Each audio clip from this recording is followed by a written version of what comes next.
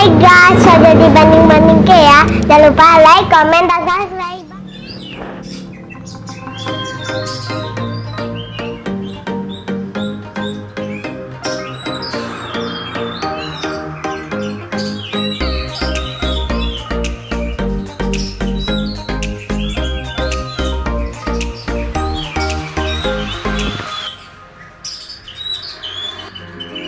Assalamualaikum warahmatullahi wabarakatuh. Halo, hai sahabat Kicau Mania Nusantara, dimana juga Anda berada pada hari ini, pada kesempatan ini.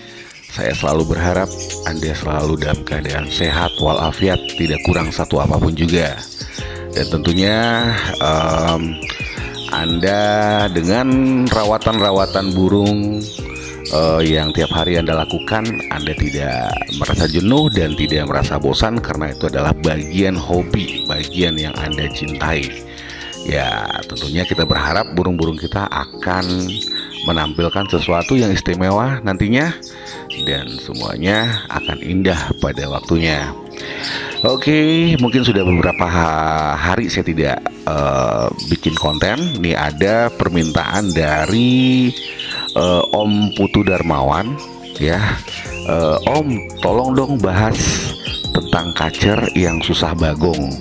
Dia punya kacer yang liar atau kacer yang giras, dan itu susah bagong dan susah buka ekor. Oke, semoga Om Putu nyimak ya video ini ya. Mudah-mudahan Om Putu menyaksikan video ini dan bisa mengambil solusinya atau juga apa yang akan dilakukan langkah-langkah ke depannya. Oke, pembahasan saya tentang kacer yang susah bagong ini, tentunya kita harus memahami dulu kita perlunya kacer ini untuk apa. Yang pertama, kacer ini mungkin hanya sekedar untuk rumahan, ya bagus kalau dia tidak bagong.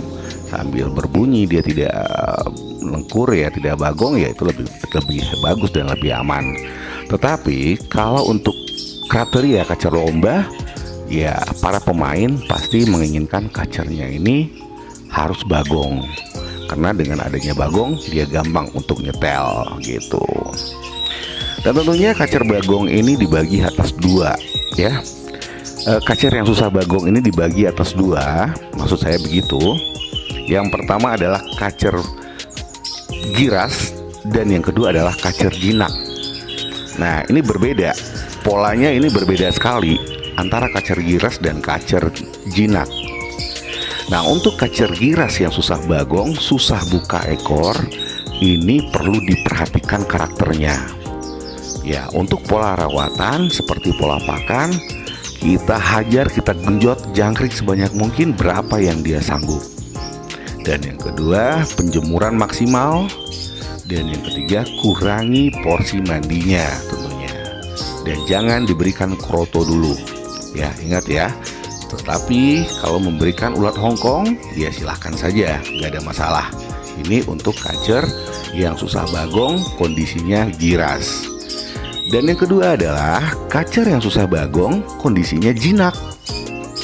Nah, ini tentu berbeda, berbanding terbalik dengan kacer bagong yang giras tadi, yaitu dengan pemberian kroto diperbanyak, kurangi porsi jangkriknya, karena kita akan mengangkat birahinya.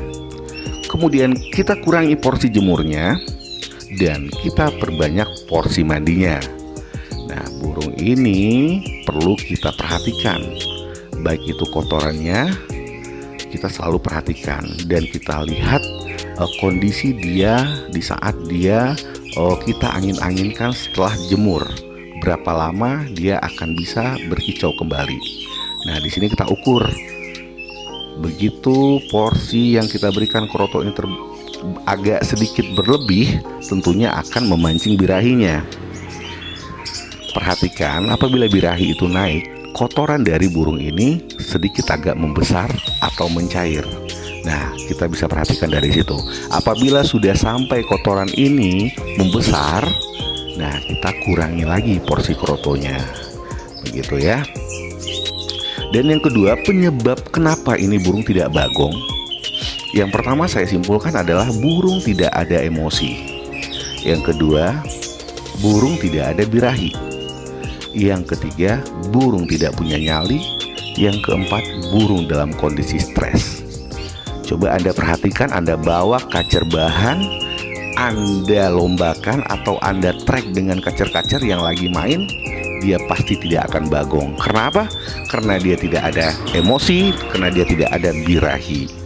Nah, dan kemudian Anda bawa lagi kacer yang udah lama dirawat, kemudian dia hanya diam saja di gantangan, berarti kacer Anda tidak punya nyali. Dan yang keempat, itu kacer Anda bawa ke gantangan dan dia hanya lompat-lompat kemudian mencari pintu jalan keluar, berarti kacer Anda dalam keadaan stres. Jadi penjabaran dari burung yang tidak bagong ini banyak ya. Jadi bermain kacer itu adalah bermain logika, bermain insting, bermain hati. Nah, bagaimana kita pendekatan kepada sang burung itu sendiri, bagaimana kita merawat dalam kondisi hariannya bagaimana, dan kita bisa berkomunikasi secara nonverbal dengan burung itu melalui kejiwaan kita. Nah, jadi burung kacer ini merawatnya bukan 1 tambah 1 ada 2, tidak begitu. Nah, ini seperti di video saya ini, saya punya kacer yang tidak bagong tetapi dalam kondisi jinak. Burung ini tidak saya jemur.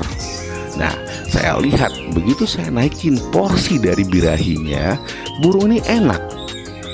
Burung ini enak, dia on enak kalau tidak ada lawan, ya. Perhatikan, bisa diperhatikan di sini ya, dari video saya ini, dia bisa sambil buka ekor, kemudian dia sambil mengeluarkan isian yang tidak terlalu bervariasi sih, biasa-biasa saja. Dan ini memang kondisi kacernya tidak bagong, dan dia apabila dihadapkan dengan musuhnya dia langsung ngejar. Nah, ini kacer seperti ini adalah kacer tidak bagong tetapi kacernya jinak. Nah, ini kekurangan apa? Nah, kalau kita perhatikan dalam segi emosi dia sudah terlalu over. Karena apa? Dia suka mengejar-ngejar, dia suka ngeruji, dia suka turun ke lantai mengejar lawannya, berarti adalah emosi. Nah, sekarang ini dalam tahap saya memperbaiki kacer ini, karena ini adalah satu bahan materi buat saya yang bisa saya sampaikan kepada teman-teman semuanya, yang bisa saya berbagi di sini untuk mencari, dan kita sama-sama belajar di sini.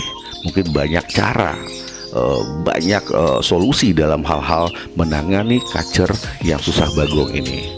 Tetapi percayalah, semuanya pasti tujuannya adalah untuk membentuk kacer yang maksimal, baik itu secara skala rumahan ataupun skala lomba, tentunya begitu. Nah, jadi perbedaan antara kacer yang jinak dengan yang giras itu kita harus bedah dahulu. Jangan asal main, hajar saja dalam merawatnya. Kita harus konsepkan dulu, kita lihat bagaimana dia, kita lihat fisiknya bagaimana. Ada di kala burung ini tidak bagong tetapi kondisi fisiknya drop. Nah, seperti kacer saya ini, awal saya ambil ini burung benar-benar drop. Artinya apa? Sayapnya turun ke bawah, kakinya ngangkat sebelah, ya macam-macam ya. Nah, nggak mungkin kan saya rawat dengan posisi harus mengejar dia agar bagong, kan nggak mungkin begitu. Saya rawat dulu untuk kesehatan dia. Nah, kelihatan di sini kita coba track. Nah, ini burung ngejar-ngejar, coba. Berbeda sekali apabila dia dalam on keadaan sendiri. Nah, dia turun ke bawah, dia aktif, dan ya ekor buka tetapi dengan emosi yang tinggi. Nah, itu tadi, dan saya coba mengimbangi di sini dengan memberikan porsi kroto yang sedikit lebih banyak dari biasanya, dan saya kurangi dalam porsi jangkriknya. Yang biasanya dulu saya coba dalam memulihkan kesehatannya itu saya memberikan porsi jangkrik itu 7-7, sekarang sudah saya pangkas menjadi 3 pagi 3 sore ya. Tetap saya kasih jangkrik, dan kemudian krotonya saya perbanyak, saya memberikan di siang hari. Nah, ini pada waktu saya coba untuk gantangkan burung ini, ngejar burung ini turun ke lantai, dan burung ini nabrak-nabrak. Setiap ada yang membawa sangkar dia kejar. Nah, ini tidak bagong sama sekali.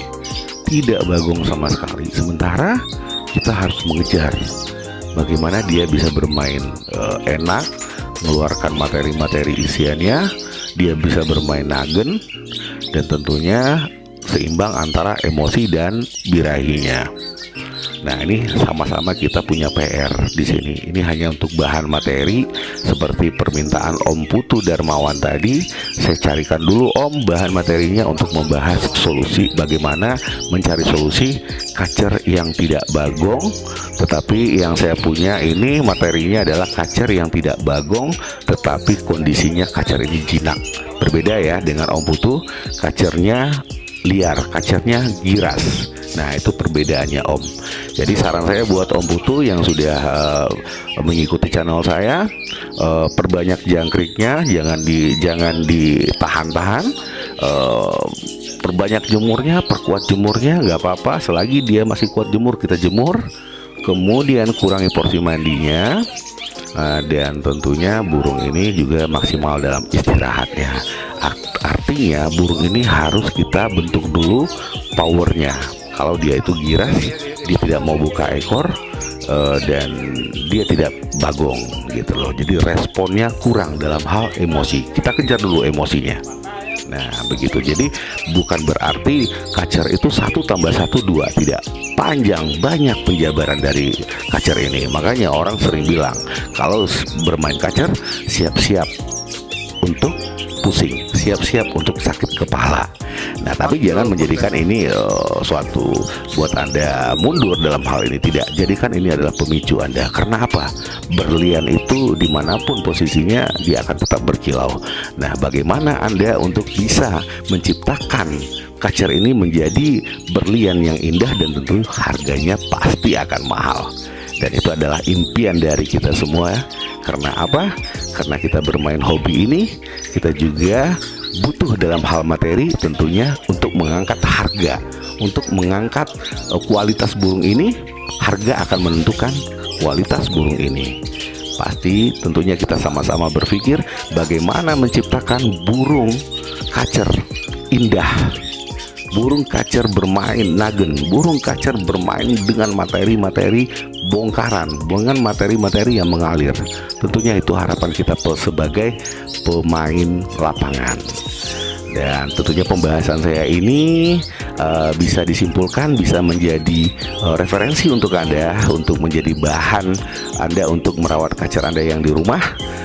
Dan semoga apa yang saya sampaikan di sini bisa memberikan sesuatu arti bagi Anda, dan ada perubahan tentunya nanti di kacer-kacer Anda yang mengalami hal yang sama, yaitu bagong, kacer tidak bagong, kemudian kacer itu tidak buka ekor ya, dan kadang-kadang kacer sering matung. Nah, ini jadi penjabaran saya tadi mudah-mudahan bisa Anda ambil hikmahnya, dan tentunya jaga kekompakan, dan salam kicau mania Nusantara.